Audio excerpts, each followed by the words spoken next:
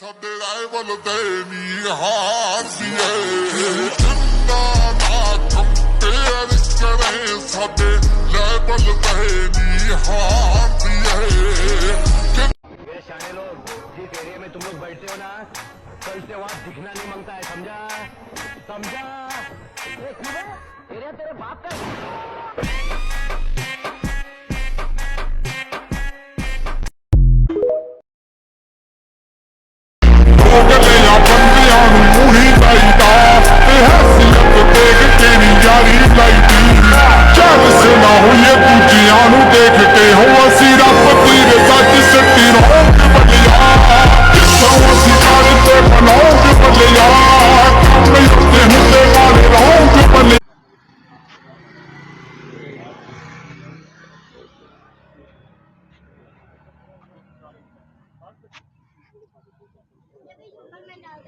$500 इसका $500 इसका